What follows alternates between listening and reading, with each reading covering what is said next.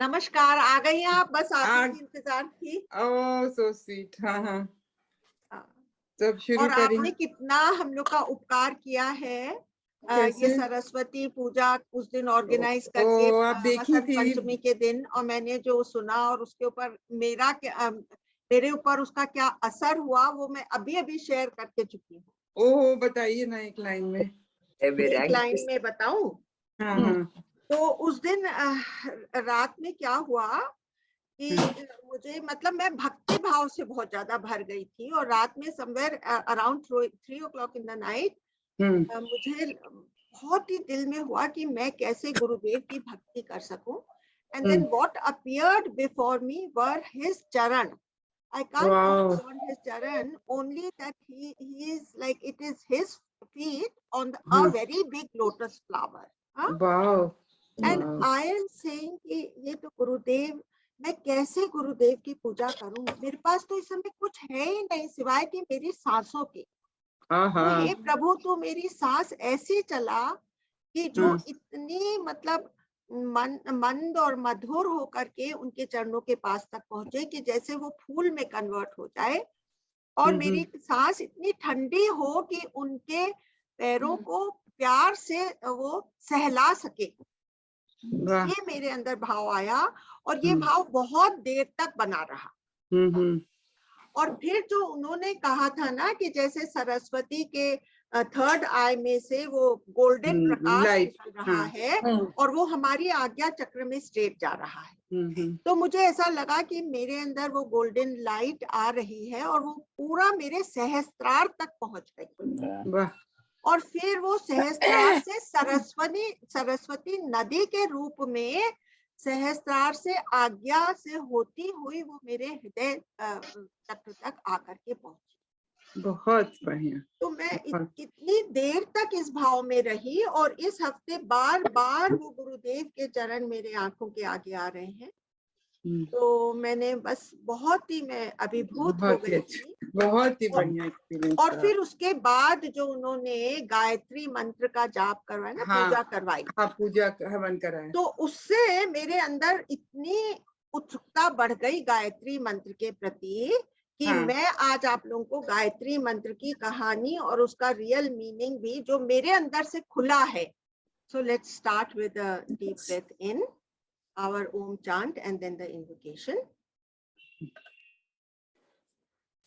Om.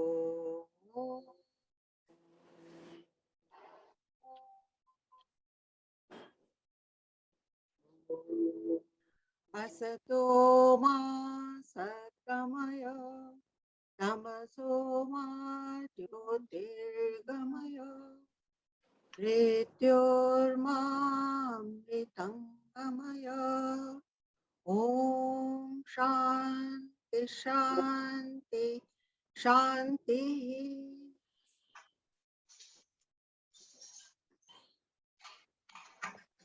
तो आज हमारा आत्मबोध का 8th सेशन है, और उसमें हम लोग 22nd, 23rd और 24th वर्सेस कवर करने वाले हैं.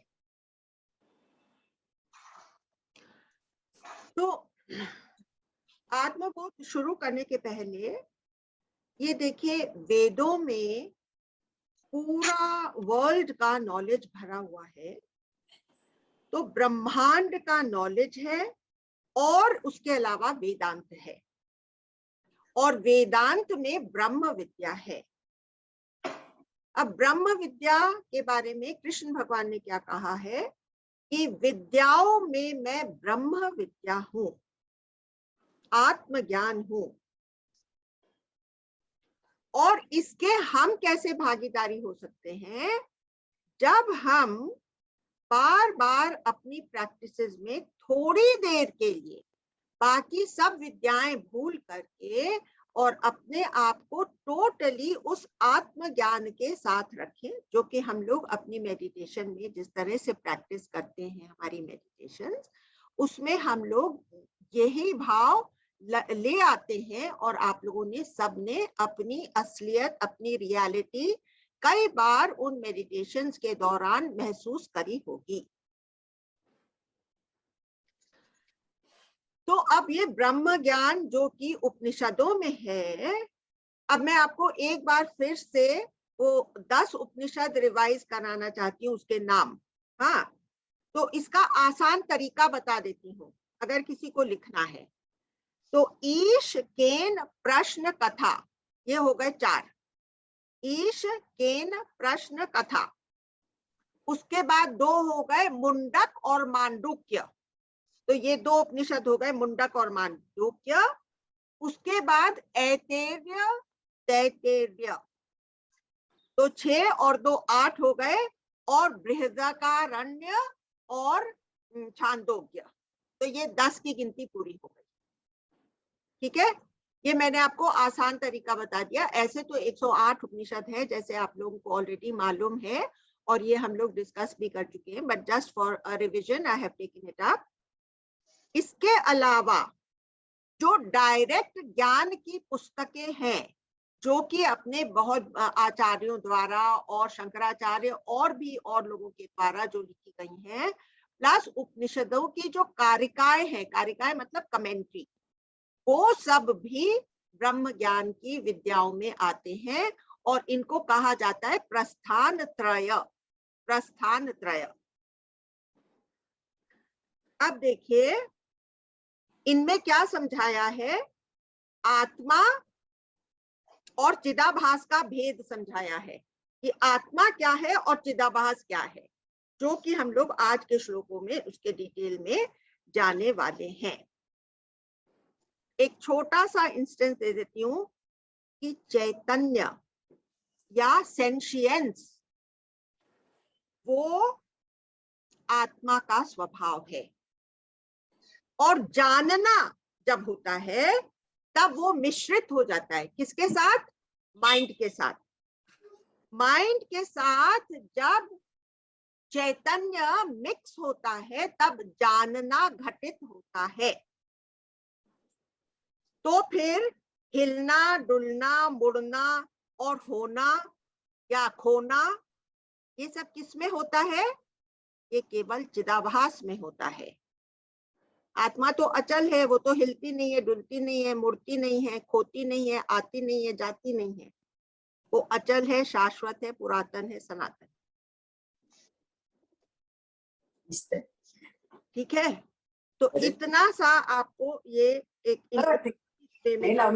तो जब तक हमारे अंदर जीवपना है, I know that I am a person, I have a personal feeling about myself, तब तक मेरे अंदर मरना, जीना, सुख दुख, रोग और पीड़ा बने रहेंगे। जब तक मेरे अंदर एक पर्सन की फीलिंग है, जो मरने वाला है, जो तत्व मेरे अंदर मरेगा, वह राम में, कृष्ण में, शंकर में, सब में वो मरेगा। पर जो नहीं मरने वाला है वो गधे में भी नहीं मरेगा। बेशक गधे को मालूम नहीं है कि उसके अंदर एक तत्व है जो कि मरेगा नहीं। आप सोचिए, मैं बहुत स्ट्रॉन्ग वर्ड इस्तेमाल कर रही हूँ, और ये सब विचार करते हुए ये मेरे अंदर मंथन चल रहा था, और फिर मेरे को कबीर का वो भजन याद आया जो एक बार सुनने के बाद आप कभी भूल ही नहीं सकते।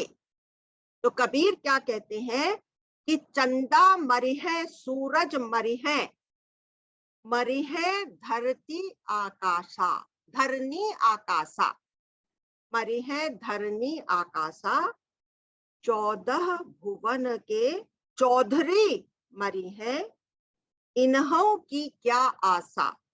इनके इनसे भी क्या आशा लगा करके रख सकते हैं? कितने भी बड़े राजा और महाराजा हैं, वो भी वैसे ही मर जाते हैं।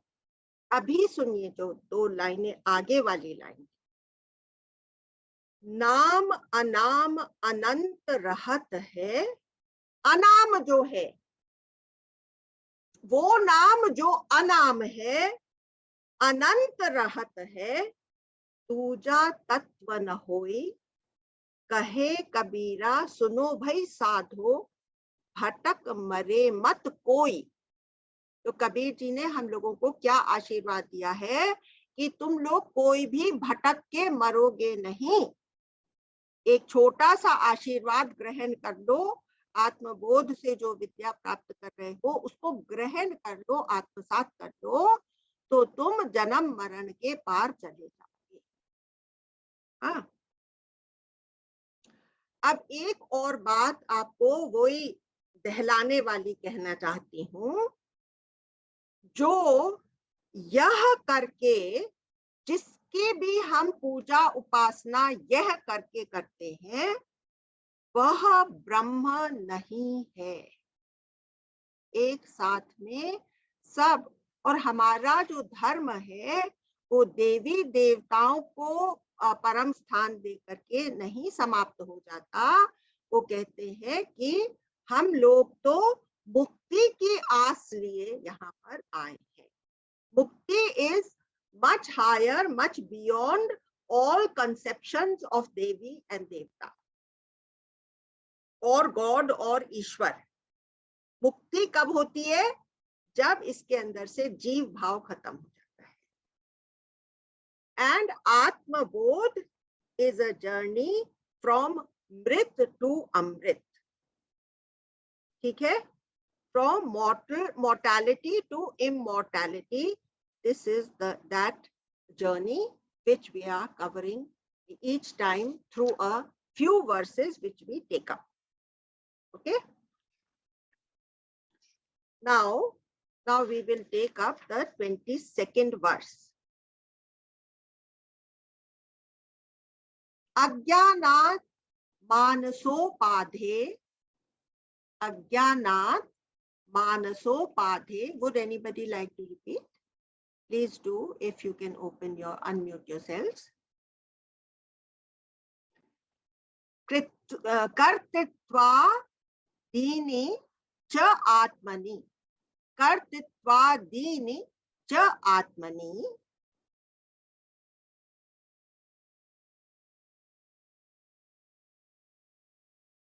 कलयन्ते अम्बुगते चंद्रे। कल्पयन्ते अम्बुगते चंद्रे। चलनादे यथा अम्भस। चलनादि यथा अम्भसः। चलना आदि यथा अम्भसः। इसका मैं मीनिंग पढ़ देती हूँ। Due to ignorance, the tremblings that belong to the water are attributed to the reflected moon dancing on it. Likewise, the agency of actions and so on are delusively understood as the nature of the self.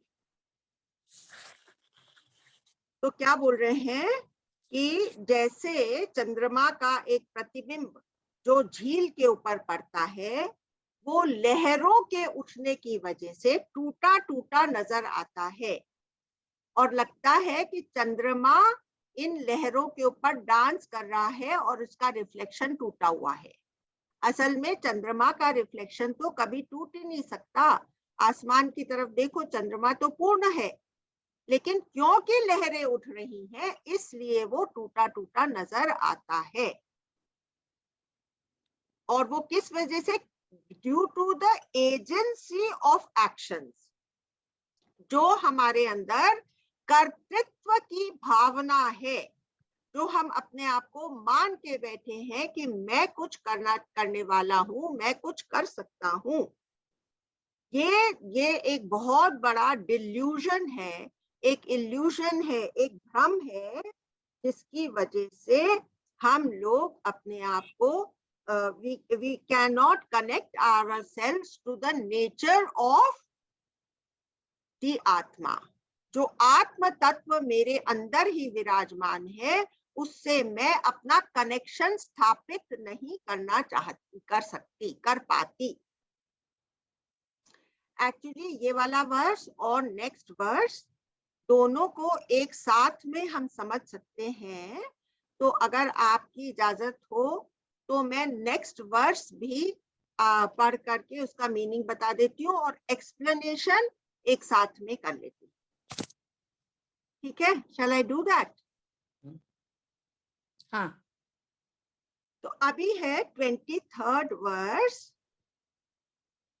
राग इच्छा सुख दुख आदि, राग इच्छा सुख दुख दुख दुख आदि आदि बुद्धौ सत्याम प्रवर्तते, बुद्धौ सत्यां प्रवर्तते, सुषुप्तौ नास्ति तन्नाशे, सुषुप्तौ नास्ति नास्ति तन्नाशे, तन्नाशे तस्मात् बुद्धेतु न आत्मनः। तस्मात् बुद्धेस्तु न आत्मनः। हाँ, इसका मतलब है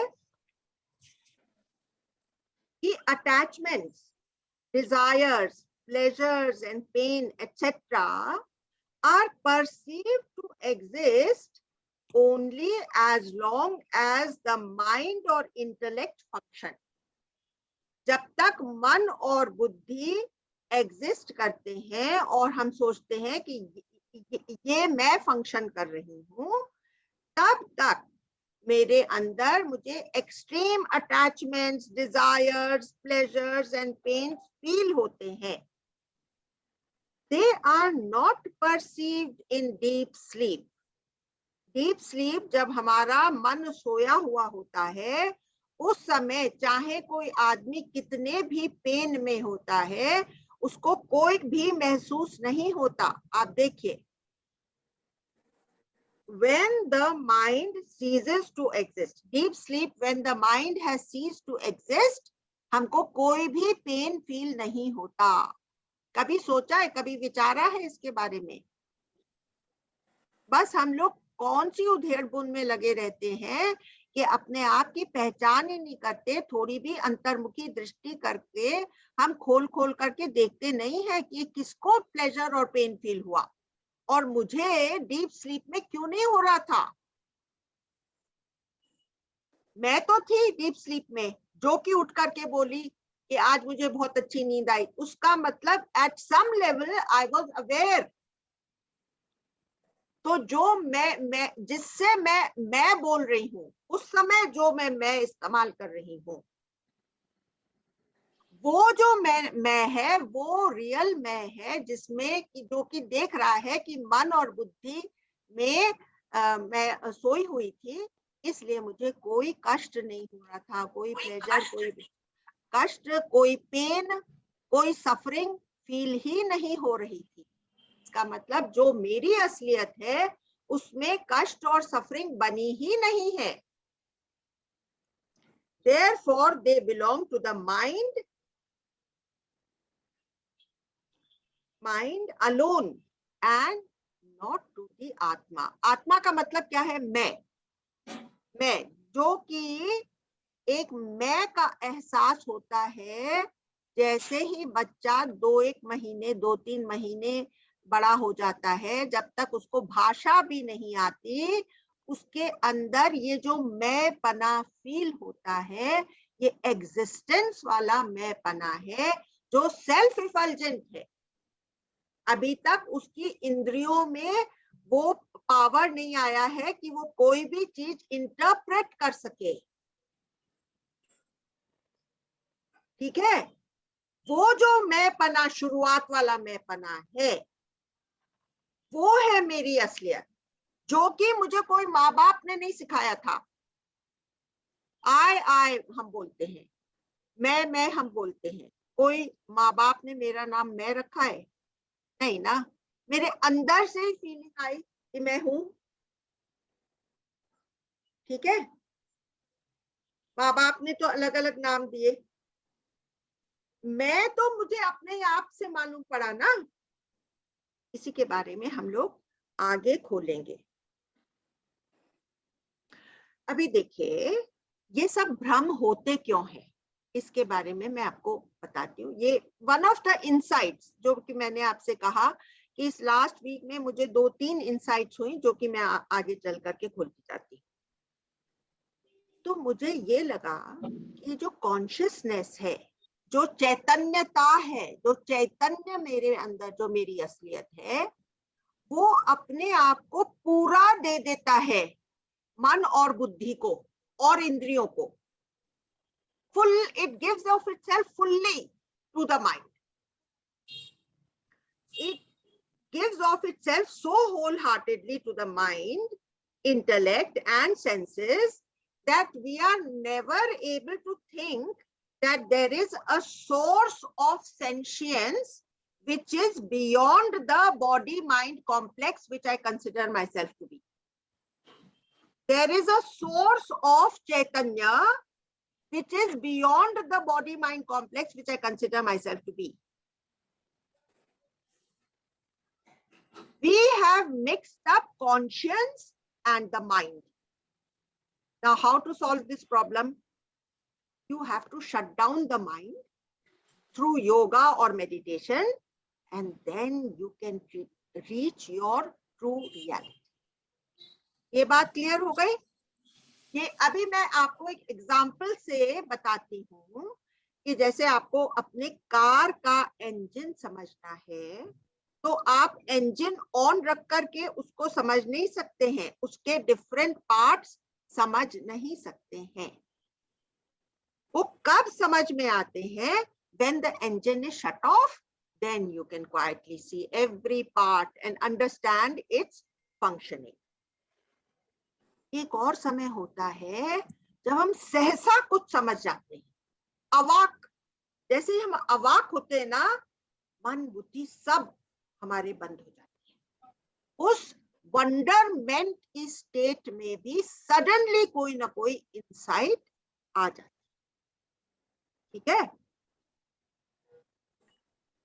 Now, when you shut down the mind in a state of meditation or like that consciously, when you shut down the mind, you have to be very alert that you don't fall off to sleep.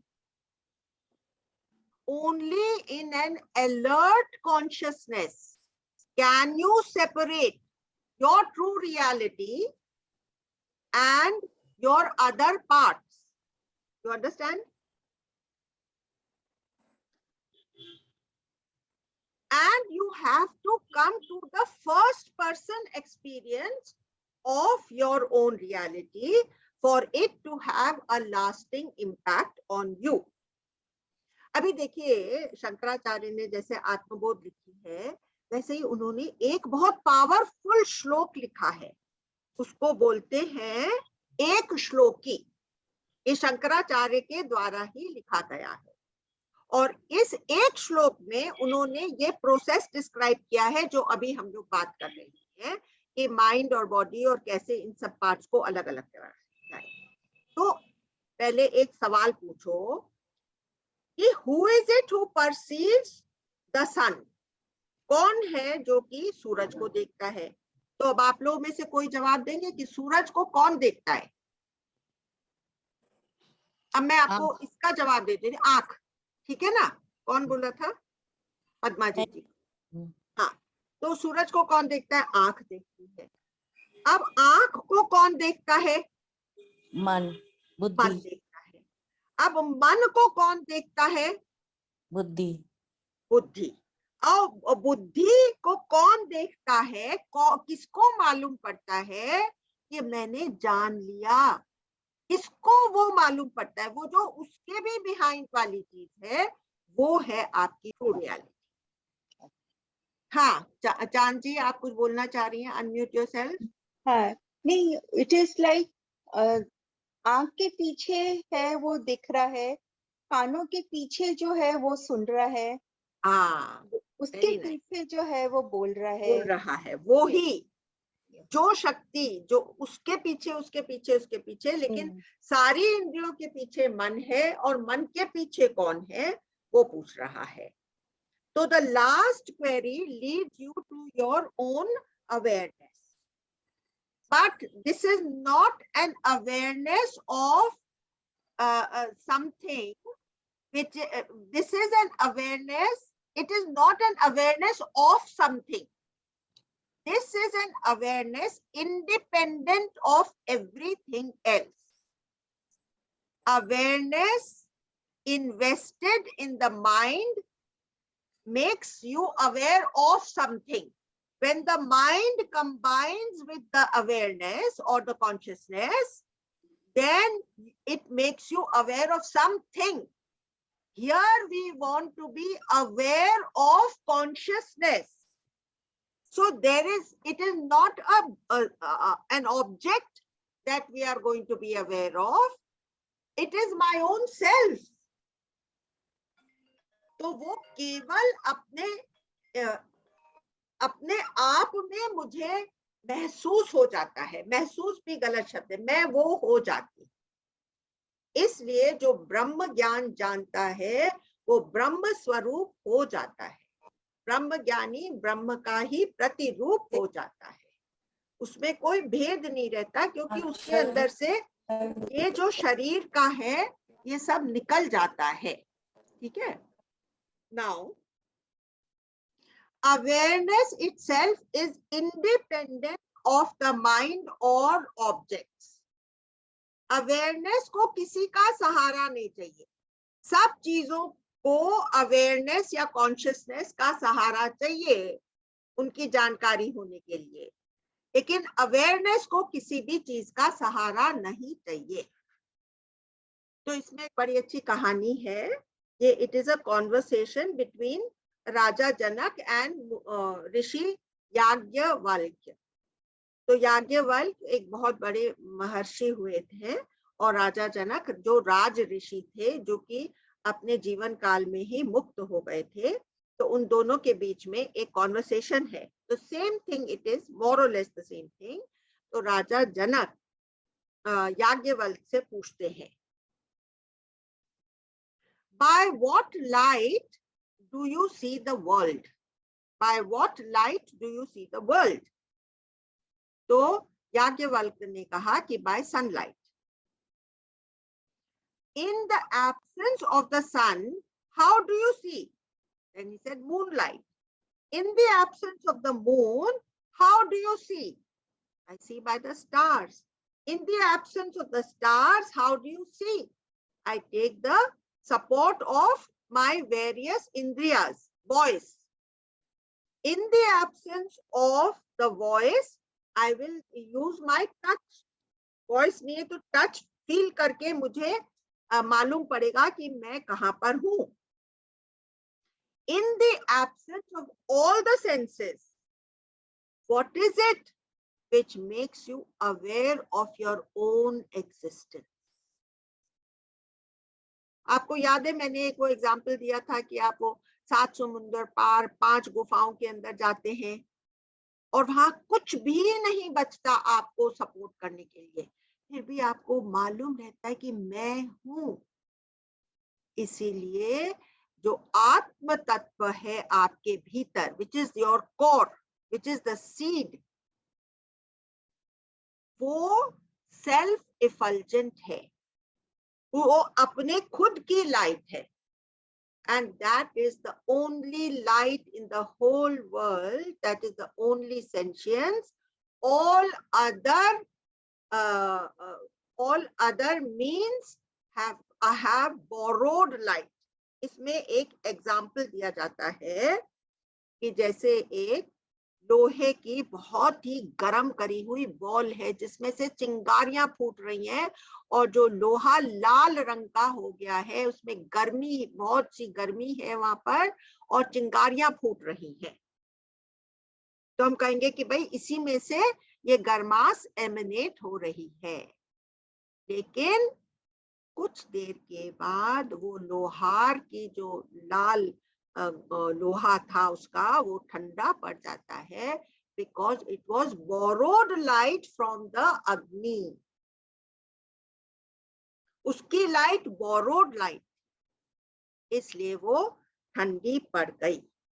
ठीक है. The basic light which shines within us is awareness, which is the light of lights. Not only does it dispel darkness, it reveals light. So you are that. हाँ, तुम्हारी चैतन्यता ही, जो इन्होंने कहा चांद जी ने, आंख में देखना, कान में सुनना आदि आदि बन जाती। तुम्हारी चैतन्यता ही तुम्हारे सारे इंद्रियों के फंक्शंस बन जाती है। But that is the source, and that is different. That is of a different dimension than the stool instruments, the gross instruments, the physical instruments, the physical body, the physical mind. It is of a different dimension. फिर देखिए यहाँ पर हमारा thought, oriental thought differs from western thinking. West इतनी ज्यादा consciousness studies इस समय, in the last 25 years, the Westerners have started doing a lot of consciousness studies, but they always think consciousness is an aspect of the mind. और यही गलती हम लोगों से भी बार बार होती है, क्योंकि हमको अगर कोई बोले कि तुम आत्मा अपनी ढूंढो कहाँ पर है, तो हम वैसे ही उसको एक ऑब्जेक्ट करके ढूंढने को निकलते हैं। तो इसकी बड़ी एक इंटरेस्टिंग कहानी है। एक आदमी ने अपनी चाबी खो दी, तो वो खोज रहा था, सड़क पर जाकर के कुछ खोज रहा था। तो दो चार लोग उसके साथ जुड़ गए, भाई तुम क्या ढूंढ रहे हो, क्या ढूंढ रहे हो? भाई मैं अपनी चाबी ढूंढ रहा हूँ। तो भाई चाबी तुमने कहाँ खोई थी, यहीं पर तुमने खोई थी क्या? तो बोले नहीं, मैंने खोई तो थी घर पे, लेकिन मैं यहाँ ढूंढ रहा हूँ क्योंकि यहाँ पर स्ट्रीट लाइट है, मेरे घर में अंधेरा हो गया है, पावर कट हो गया है, मेरे घर में तो अंधेरा है। अभी देखिए हमारा माइंड हमको लगता है लाइटेड अप, तो हम अपने माइंड में उस आत्म तत्व को ढूंढने की कोशिश करते हैं, माइंड में, और वो ही वेस्टर्न्स कर रहे हैं। आप समझ गए ना क्यों हम लोगों से ये गलती होती है? क्योंकि हमारे माइंड में लाइट है, तो हम आत्मा को भी वहां ढूंढना चाहते हैं, जबकि आत्मा उस डायमेंशन की ही चीज नहीं है, तो हमको माइंड में कहां से मिलेगी? ठीक है, तुम खुद के एक्सपीरियंस से देख लो ना, तुम्हारा खुद का एक्सपीरियंस गवाही देगा कि माइंड और आत्मा एक ही डायमेंशन की चीज ही नहीं है। अब देखिए, what are the intrinsic qualities of the atma? Sat chit anand, मतलब existence, consciousness, bliss. But to understand this it takes sadhana, not just intellectually आपने सुन लिया और आप इसके अंदर एस्टैब्लिश नहीं हो पाए। और साथ साथ में purity of the mind is required. तो देखिए इतनी खूबसूरत बात है, गुरुदेव के जितने भी आश्रम में जो प्रैक्टिस होता है, उसमें गुरुदेव हमारा माइंड को कैसे प्योरीफाई करते हैं। आत्मज्ञान के डिस्कोर्सेस चलते हैं, उसमें तो वो हमारा माइंड प्योरीफाई करते हैं। कर्म करने से हमारी बॉडी जो है, हमारे खुद के डिजायर्स हैं, वो शांत हो जाते हैं। मतलब निष्काम कर्म, सेवा से हमारे बॉडी के अंदर जो, हमारे मन के अंदर जो डिजायर्स वगैरह हैं, वो बॉडी के थ्रू इस तरह से वो हमारे करते हैं। और फिर सात्विक भोजन देते हैं, और वो जो कुछ परिश्रम हमारे अंदर से करवाते हैं सेवा के थ्रू, ये सब जो various aspects of my personality, the various facets of my personality have to be purified for us to take in this gyan and get established in it. भक्ति, सत्संग, भजन, इन सब की जो हमारे अंदर की इमोशंस हैं, उनको प्योरीफाई करने के लिए गुरुदेव भजन और ये सत्संग और ये सब कराते हैं।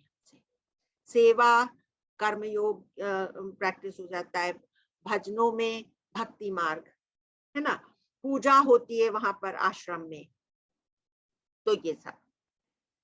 अब देखिए एक बात, अपने मन को अब समझिए कि देखिए इस पैंडेमिक के टाइम में पहले हम लोग कहते थे कि भाई हमको तो टाइम ही नहीं है। हाँ, अब कहते हैं कि हमको इतना टाइम है कि हम बोर हो गए, है ना। तो मन का स्वभाव क्या है? Always complain, always find fault with the outside world. ये इंट्रिंसिक टू द माइंड है। Intrinsic to the mind is thought. Intrinsic to the mind is complaint. Intrinsic to the mind is find fault in the other. ये सब intrinsic to the mind है। 3 qualities बता दी। और intrinsic to the आत्मा is सत चित आनंद, ये उसका opposite है। ठीक है। We must go to the root of our problem, कि कहां से वो मैं निकलती है। If we train our mind to be positive, then this same mind can become a magical instrument at our disposal, always at our disposal. And then it leads us, this mind only leads us to Atma Gyan and becomes the cause of our liberation. तो ये mind को अपने को purify करना है, पलटना है, positive रखना है, जॉयफुल रखना है। अभी देखिए हम लोग अपने माइंड को बहुत अच्छी तरह से देख सकते हैं ऑब्जेक्टिवली। सपोज मेरे को गुस्सा आया तो मेरे को मालूम पड़ता है ना कि the anger has arisen. You are perfectly capable of seeing your anger quite objectively. Why does the I get invested in any emotion?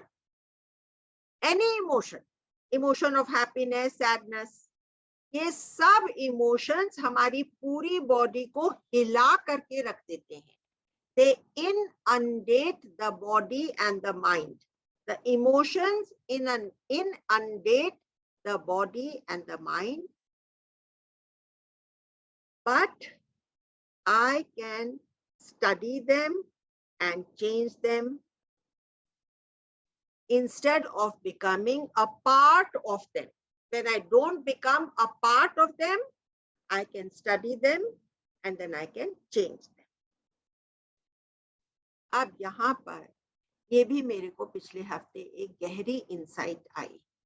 देखिए मैंने भी आप लोगों से कई बार कहा कि हम लोगों को कोई भी हैबिट में नहीं रहना है, क्योंकि हैबिट मींस रेपिटेशन, और फिर हम रेपिटेटिव सर्कल ऑफ जन्म एंड मरण में पड़े रहते है ना।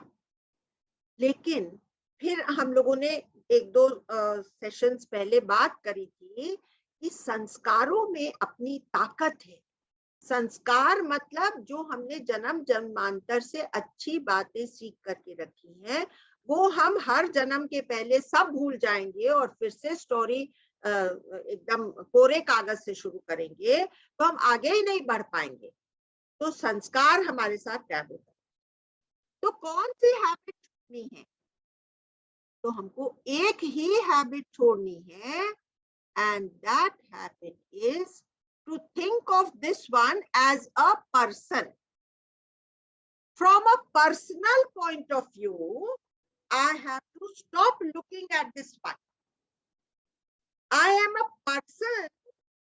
ये वाली हैबिट हमको छोड़नी है। अभी हमारी हर चीज हम इस एक अपनी बिलीफ से रिबाउंड करते हैं और फिर हम रिएक्ट करते हैं।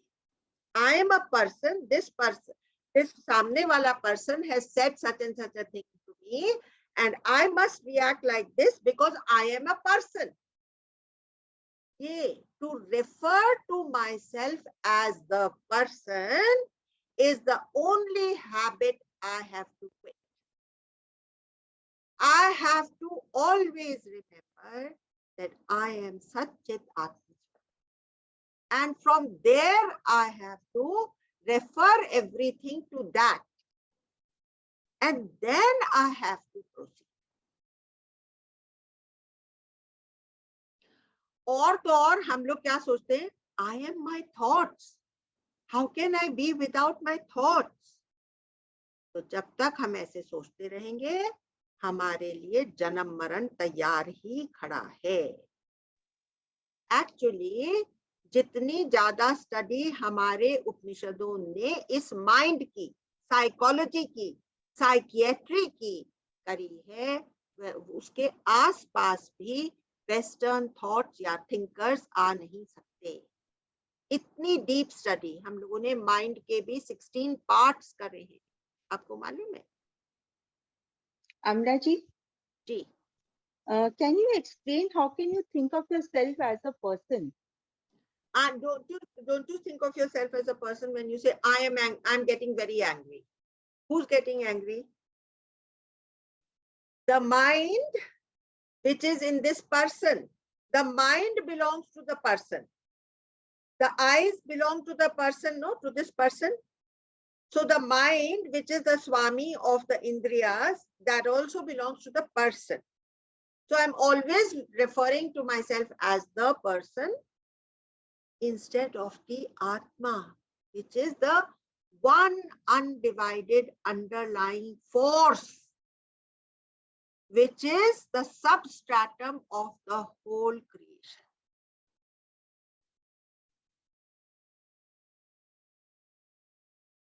If I feel like a person, at least let me draw out something positive from whatever is happening in the near surroundings. जो मेरे आसपास घटित हो रहा है, जो कुछ भी घटित हो रहा है, उसके अंदर से मैं पॉजिटिविटी निकालूंगी और अपने आप को बैलेंस्ड रखूंगी, और फिर मैं समझ जाऊंगी कि ये जो हो रहा है, दिस इज एन अपीयरेंस. आज जो दुख आया है वो चला जाता है, आज जो सुख आया है वो भी चला जाता है. ये सब आने जाने वाली चीजें हैं जो मेरी कॉन्शियसनेस पर घटित हो रही. ये सब हो गया. अब मैं आपको ये 22nd और 23rd वर्स हमने कर लिया. अब हम 24th वर्स कर लेते हैं और फिर मैं आपको गायत्री मंत्र के बारे में बताना चाहती हूँ. तो 24th वर्स, प्लीज वन और two of you unmute yourselves. प्रकाशः अर्कस्य तोयस्य शैव्यम् अग्नेः यथा उष्णता. शैव्यम अग्नेय यथा उष्णता. हाँ. स्वभावः सच्चिदानंदनी. स्वभाव सच्चिदानंद नित्य निर्मल तात्मनः. नित्य निर्मल तात्मनः. हाँ. तो इसका मीनिंग है, just as luminosity is the nature of the sun.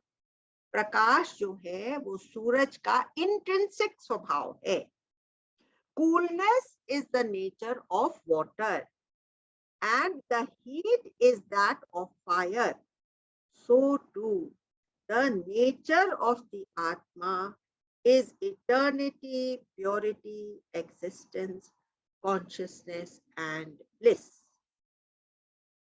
अब देखिए इस चीज के बारे में रामकृष्ण क्या कहते थे अपने शिष्यों को. वो कहते थे, इस आत्मा की एक गांठ बांध लो. तुम्हारी साड़ी के पल्लू के साथ तुम आत्मा की गांठ बांध लो, जो कि वो आत्म तत्व की कॉन्शियसनेस लेकर के तुम कहीं पर भी जाओ, कुछ भी करो, वो आत्म तत्व की याद की स्मृति का स्मरण तुम्हारे अंदर से कभी भी न जाए. तो अब देखिए, whatever you experience in this world is dependent upon so many things. आप जो कुछ भी देखते हैं, आपकी आंखें सही नहीं हो तो आप नहीं देख सकते, आपकी बुद्धि में कहीं चोट लगी हो, कोई पार्ट डैमेज हो गया हो तो वो इंटरप्रेट नहीं करेगा, है ना। आपके बाहर में लाइट होनी चाहिए, तब आपको बहुत सी चीजें, your vision, your hearing, your speaking, your feel, touching, it depends on so many things through which you can get the knowledge of the world. First of all, you see the object by the light which the object is throwing at you. अब ये बहुत interesting point मुझे लगा था कि जो हम object जो हमको दिखाई दे रहा है वो लाइट से दिखाई दे रहा है, जो उस ऑब्जेक्ट से रिबाउंड होकर के हमारी आंखों तक आ रही है ना। जैसे कि सूरज की लाइट, अगर कल को सूरज नहीं रहे तभी भी लाइट 8 मिनट तक हमारे को दिखाई देती रहेगी, क्योंकि जो लाइट यहाँ पर पहुंच रही है, it is that which has been discarded by the suraj 8 minutes ago, which reaches us now. So whatever objects we are looking at it because of the light which that object has discarded. समझ गए? The light which was discarded, the actual color of the object is what that object has retained. जो उसकी असलियत है वो आपको नहीं मालूम पड़ रही है, जो उसने डिस्कार्ड करा है वो आपको मालूम पड़ रहा है. Science tells us that there is no solidity in any of the objects. They are all a mass of whirling electrons and protons. But what we see is the discarded light and the color. जो ये whirling mass of electrons and protons है, इनकी जो discarded light है, उससे हम कहते हैं कि this chair is solid. This is not the truth about this object. It is the discarded light. The chair in which you are sitting is nothing but moving particles, which we have given the name and which we have given a name and a form as per its function. But it has become a reality for us because of the mind's interpretation of it. Mind जब इस तरह की कोई चीज को देखता है तो कहता है ये एक चेयर है, इसके ऊपर तुम बैठ सकते हो. Mind has interpreted because of its function. Now, actually, Shankaracharya ने ये सारे जो श्लोक लिखे हैं, he has been established on the pedestal of the Atma, and from there he is speaking. So we have to realize the truth about these shlokas by becoming internalized, and through our practices also being able to be in this kind of thought for at least 5-10 minutes, then the impression will continue for several hours after that in our day-to-day experience and conduct. How we behave will largely depend on the 5 or 7 minutes which we have given to ourselves to immerse in the consciousness of the Atma Tattva. Then our whole behavior towards the world will change. And this is what I am going to exhibit by explaining to you the Gayatri Mantra. So now the explanation and the story behind the Gayatri. पहले तो आपको ये बताना है कि जो गायत्री मंत्र है वो विश्वामित्र के द्वारा हमारे पास में आया है। वो इसके रचयिता हैं या उनके थ्रू ये डाउनलोड हुआ है गायत्री। ठीक है, ये ऋग्वेद और यजुर्वेद दोनों में आता है। इसकी पहली लाइन क्या है? ओम भूर्भुवः स्वः। इसका क्या मतलब हुआ? Om that is the symbol of Brahma. तो ओम को बाजू में रख दीजिए, वो तो हम समझ गए। भूर मतलब इस भूमि पर, इस धरती पर। भुव, भुव मतलब पितरलोक, पितरलोक, भूमि, पितरलोक, स्वः मतलब स्वर्ग। ओम भूर्भुवः स्वः मतलब इन तीनों लोकों में। कौन से तीन लोक? पृथ्वी, पितरलोक और स्वर्ग। इसमें ओम भूर्भुवः स्वः तत्सवितुर्वरेण्यम मतलब इन तीनों में जो सबसे लवेबल, अडोरेबल तत्व है, जो सबसे अडोरेबल, तम तत्सवितुर्वरेण्यम मतलब वर करने के योग्य। मैं उससे वरी जाऊं, जिससे मेरा मन होता है कि मैं उसके सानिध्य में हमेशा रहूं। वो यहाँ सवितुर सूर्य के बारे में शब्द है, लेकिन सूर्य has always been a symbol of Brahma. तो जो सबसे अडोरेबल है इस धरती या पितरलोक या स्वर्ग पर, वो ब्रह्मा, वो है ब्रह्मा। भर्गो देवस्य धीमहि। तो हे देव, मेरी बुद्धि, धी मतलब बुद्धि, मेरी बुद्धि आप जो कि डिस्ट्रॉयर ऑफ ऑल सिंस, सारे पापों को नाश करने वाले हो। भर्गो, आप ही सारे पापों को नाश करने वाले हो। हे देवता, मेरी बुद्धि को आप धियो यो नः प्रचोदया, मुझे वो आप बुद्धि दे दीजिए जो कि ये जो महान तत्व है इसको मैं पूरी तरह से आत्मसात कर सकूं। तो जो हम लोग शुरू में प्रेयर करते हैं असतो मा सद्गमय, वो ही इसका मतलब है। ये सूरज को एड्रेस करके नहीं करी हुई है, ये ब्रह्म को और ब्रह्म विद्या को एड्रेस कर, कि जो इन तीनों लोकों में सबसे अडोरेबल चीज है। क्या चीज है?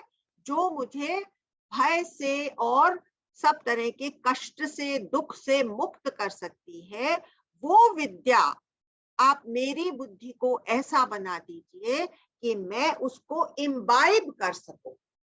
ये प्रेयर है। ठीक है, अब बुद्धि कौन सी? कि धी में मेरी धी, तो उन्होंने बताया कि 5 तरह की बुद्धि होती है। द फाइनर बुद्धि, the finest and the highest of बुद्धि, व्हाट इज दैट? धी। धी मतलब माय स्पिरिचुअल हार्ट, जो कि मेरे अंदर कोर है स्पिरिचुअलिटी का। मेधा, कौन सी बुद्धि है? आप लोग नाम बोलिए। आप लोगों ने संस्कृत में सुने होंगे कि भाई मेधा भी बुद्धि को बोलते हैं, प्रज्ञा भी बुद्धि को बोलते हैं। उसका फाइनल डिफरेंस मैं आपको बता। तो medha is the higher intellect, the higher intellect through which I can understand the आत्मज्ञान।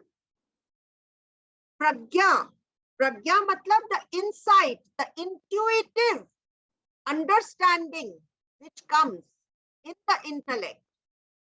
धृति मतलब the higher will, higher will मतलब मेरे अंदर वो दृढ़ता इसी चीज के लिए हो और स्मृति द हायर नॉलेज।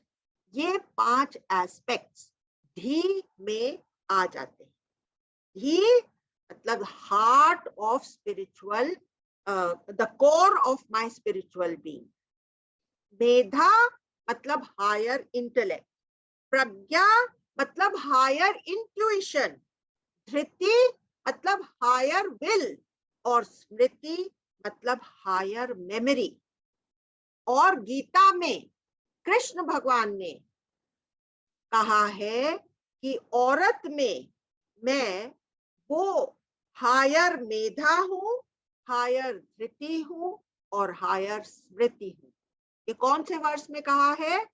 10वें अध्याय के 34वें श्लोक में कहा है उन्होंने कि मैं एक स्त्री में ये सब चीजें हूं। इसीलिए आप देखते हैं कि सत्संग में स्त्रियां ज्यादा बैठती हैं, पुरुषों की जगह ज्यादा स्त्रियां होती हैं। और फिर उससे क्या होगा? I will have a wholesome holistic form of intelligence which will awaken in me. Automatically it will awaken in me and I will stop considering myself as though I am a jeev, because that is an appearance. जीव आया और गया, लेकिन हम लोगों ने अपनी meditations में फील किया था कि ये अभी तो नहीं आई है, ये जो स्थिति मैं फील कर रही हूँ ये तो यहाँ पर पहले से ही थी। अगर मैं यहाँ से उठ करके चली गई तो क्या ये स्थिति खत्म हो जाएगी? नहीं, ये तो यूं की यूं रहेगी। ये हम लोगों ने अपने एक्सपीरियंस में फील किया है। ठीक है, अभी देखिए ये विश्वामित्र ने कैसे दिया इतना बड़ा मंत्र। हाँ, तो विश्वामित्र ये चाहते थे कि वो ब्रह्म ऋषि बन जाए। पहले विश्वामित्र कौन थे? वो एक राजा थे जो कि अपनी सेना के साथ इधर उधर राज्यों में जाते रहते थे और अपने शत्रुओं को हरा करके उनका राज्य भी अपने राज्य में मिलाते रहते थे या कोई भी उद्दंडी को सजाते थे। तो एक बार ऐसा हुआ कि वो जंगल में निकले हुए थे अपनी सेना के साथ में और दूसरे राज्य के ऊपर विजय प्राप्त करके वापस लौट रहे थे और जंगल के रास्ते से आ रहे थे। तो उनको मालूम पड़ा कि यहाँ पर नजदीक में ही मुनि वशिष्ठ का आश्रम है, गुरु वशिष्ठ का आश्रम है।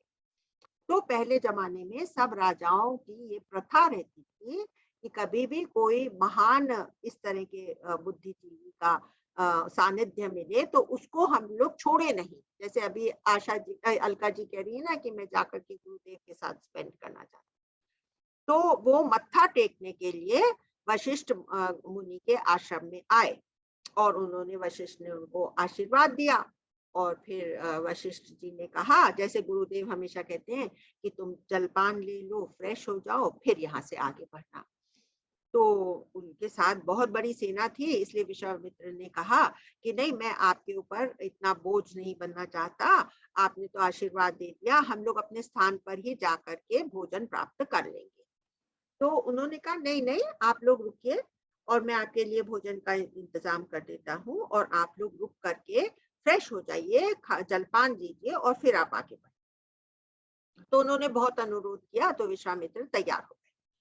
तो अब क्या हुआ कि वशिष्ठ के पास एक गाय थी, उसका नाम था कामधेनु।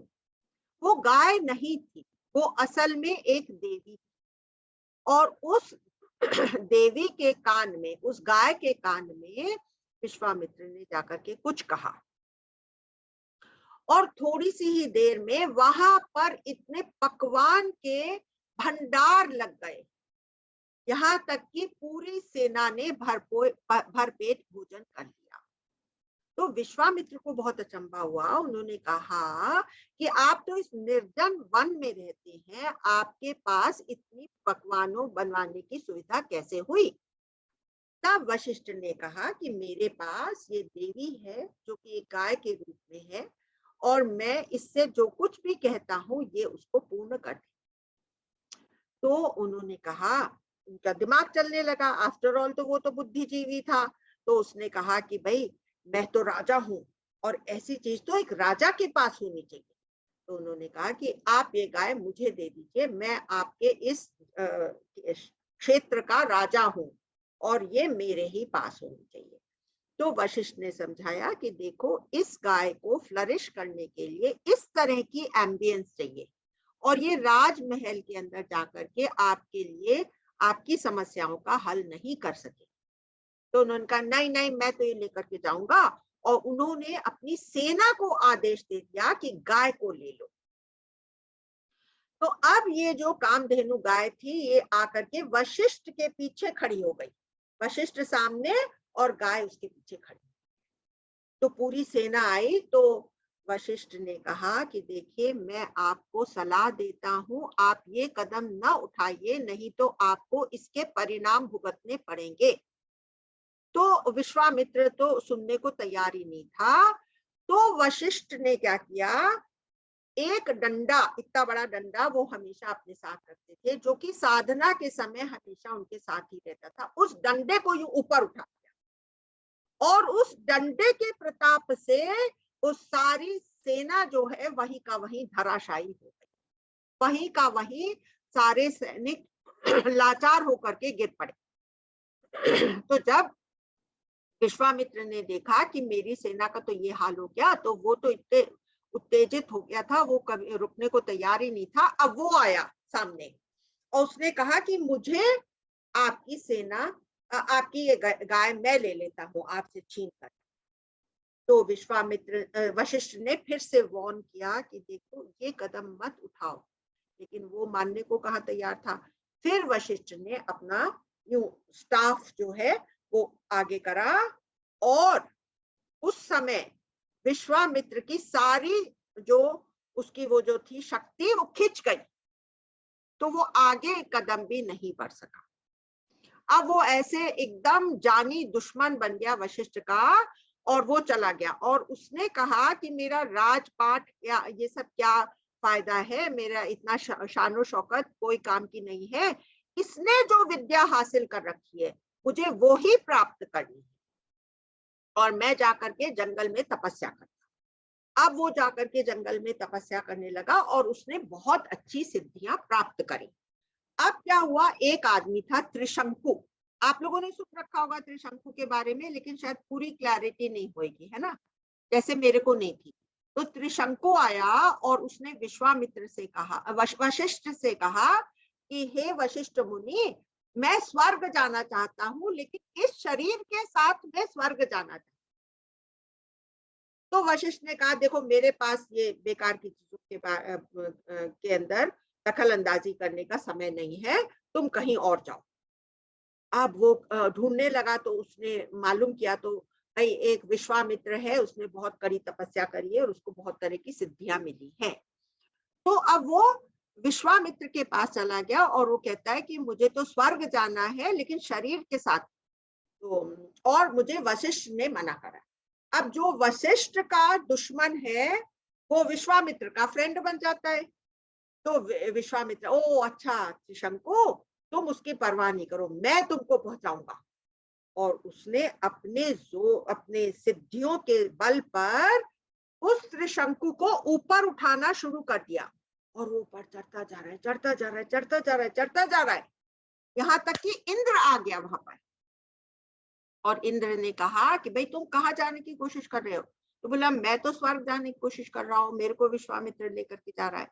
तो इंद्र ने कहा कि देखो, ये संविधान के विरुद्ध है, तुम त्रिशंकु को शरीर के साथ स्वर्ग में नहीं भेज सकते। तो विश्वामित्र तो अपने अभिमान में तो क्या बोलता है कि अच्छा, तुम्हारे स्वर्ग में नहीं जा सकता, तो क्या मैं अपनी तपस्या के बल पर यहीं पर एक स्वर्ग तैयार कर देता हूं इस त्रिशंकु के लिए। तो आसमान में बीच में विश्वामित्र ने अपनी तपस्या और सिद्धियों के बल पर एक स्वर्ग वहां पर तैयार कर दिया। ठीक है, अब त्रिशंकु वहां पर लटका हुआ है, और उल्टा लटक गया है त्रिशंकु। हाँ, ये याद रखिए कि त्रिशंकु वहां पर उल्टा लटका हुआ, तो उल्टे लटके में तो कोई उसको मजा नहीं आ सकता ना, आप सोचिए। तो अब क्या हुआ, अब विश्वामित्र ने महसूस किया कि मेरी सारी सिद्धियों का बल तो मैंने इसी में खत्म कर दिया, ये मैंने क्या फूलिशनेस करी। इतनी तपस्या करी, इतना समय दिया, इतनी एनर्जी दी और सबको मैंने बेकार की चीज में स्पेंड कर दिया। तो अब वो कहता है कि मैं तो अब इसको ऐसे ही छोड़ देता हूँ और मैं जाकर के फिर से अपनी तपस्या शुरू करता हूँ। तो अभी त्रिशंकु तो लटका हुआ है, आप समझ लीजिए ना, वो विश्वामित्र ने उसको पार लगाया ना और कुछ हुआ उसका। और इसने अपनी नई तपस्याएं शुरू करी और इसने बहुत गहरी तपस्या करी, लेकिन इस बार एक और हिंड्रेंस उसके मार्ग में आ गई और वो था मेनका का रूप। तो मेनका आ गई, तो मेनका ने उसकी तपस्या को भ्रष्ट कर दिया और वो बहुत प्रोलॉन्ग्ड पीरियड ऑफ टाइम वो मेनका के साथ उसने बिता दिया और अपनी सारी तपस्या फिर से खो दी। अब उसने कहा अब मैं तीसरी बार अपनी तपस्या शुरू करता हूं, मुझे तो ब्रह्म विद्या ही हासिल करनी। और अब उसने सच्चे दिल से बहुत गहरी तपस्या करी, यहाँ तक कि ब्रह्मा प्रकट हो गए और ब्रह्मा ने कहा कि तुम वरदान मांगो। तो वो बोलता है कि आप मुझे जो देना चाहे। तो उन्होंने कहा कि मैं तुम्हें महर्षि की उपाधि देता हूं। तो इसने विश्वामित्र ने कहा कि नहीं नहीं, मुझे महर्षि नहीं बनना है, मुझे तो ब्रह्म ऋषि बनना है। तो ब्रह्मा कहते हैं कि मैं तुमको ब्रह्म ऋषि की उपाधि देने के काबिल नहीं हूं, उसके लिए तुमको एक ब्रह्म ज्ञानी के ही पास जाना पड़ेगा जो तुम्हें घोषित कर सकेंगे कि ये ब्रह्म ज्ञानी है कि नहीं। समझे आप? तो अब ये विश्वामित्र वशिष्ठ के पास आता है और जब वो वशिष्ठ के पास, उनके आश्रम के पास पहुंचता है तो वहां वो झोपड़ी के बाहर खड़ा हुआ सुन रहा है कि वशिष्ठ अरुंधति से बात कर। तो हालांकि विश्वामित्र के अंदर वशिष्ठ के प्रति ऐसा क्रोध था कि मैं इसको, ये मेरा जानी दुश्मन है, लेकिन वहां पर वशिष्ठ क्या कह रहे थे, और ये है ब्रह्म ज्ञान का जो प्रताप है, वो कह रहे थे अरुंधति से कि असल में विश्वामित्र एक बहुत अच्छा इंसान है और बहुत अच्छा साधक है, बहुत कड़ी तपस्या कर सकता है और मैं अपनी तपस्या का फल भी इस विश्वामित्र को दे रहा हूं जिससे कि ये सफल हो जाए। तो वशिष्ठ के अंदर कितना दया भाव, क्षमा भाव, करुणा भाव है, और विश्वामित्र जो कि जीव बना बैठा है उसके अंदर कितनी शत्रुता पल रही।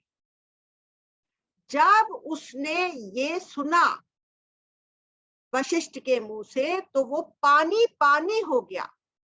ये क्लाइमैक्स उसके अभी अहंकार का क्लाइमैक्स है और वो वहां पर ही नष्ट हो गया और वो जाकर के दंडवत प्रणाम करके उसका माथा जैसे ही वशिष्ठ के पांव को छुआ तब उसके अंदर से गायत्री मंत्र फूटा और तब उसने ये मंत्र कहा जिसका मीनिंग मैं ऑलरेडी एक्सप्लेन कर चुकी हूं। और ये गायत्री एक्चुअली एक देवी है जो कि पंचमुखी देवी है, इसलिए वो पांच, मैं सोचती हूँ कि जो पांच हमारी धी के बारे में 5 पार्ट्स बताए, वो ये 5 वरदान दे सकती है गायत्री देवी। और इसका गायन, गायत्री गायन, इसका बार बार पाठ करने से इससे अनंत फायदे होते हैं और आपका शरीर और बुद्धि दोनों ट्रांसफॉर्म हो जाते हैं। तो इसका ऐसे तो 108 पाठ बताया है, लेकिन आप 12 बार गायत्री मंत्र का जप करेंगे तभी भी और मीनिंग के साथ, तब आपको इसका बहुत बहुत फायदा होगा। तो अलका जी, बारंबार आपको नमस्कार कि आपने मुझे इस गायत्री मंत्र से एक्सपोज किया और फिर मेरे अंदर मैंने इसकी खोजबीन करी और मेरे अंदर से भी कुछ चीजें इसमें ऐड होकर के और अपने अनुभवों के साथ में मैं आपको बता रही हूँ। लाभ तो हम लोगों को हुआ है। मौसी जी, आई हैव वन क्वेश्चन। हाँ। एक जमाने में बोला जाता था कि लेडीज नहीं बोल सकते ये मंत्र, क्यों ऐसा? ये सब तो जो प्रथाएं जो आई ना, वो ये बहुत अपभ्रंश हो गई। अपने धर्म का बड़ा से बड़ा अपभ्रंश और बड़ा पतन यही तो हुआ ना। और अपने यहाँ वो भी एग्जाम्पल्स हैं, जबकि गार्गी जैसी बहुत सी तपस्वी महिलाएं जो थी वो चरम सीमा तक पहुंच गई थी और उनको बड़े से बड़ी पदवी दी गई है। तो इसलिए इसको डिसरिगार्ड करना चाहिए और कभी भी इसको माना नहीं जाना चाहिए। ठीक है, तो अभी आप लोगों का बहुत सा टाइम ले लिया। और इसके अलावा आज अलका जी की एक और बहुत अच्छी सभा है 6 बजे, तो अगर आप लोग का मन हो तो जरूर उसके अंदर पार्टिसिपेट करिएगा। और I hope this story has touched you as it has touched me. Absolutely. And Absolutely. from that time onwards, I have started saying it with a lot of feeling at least 12 times every day. How nice. Okay? Maury, how did you remember? Thank you so much. Amla ji, thank you so much.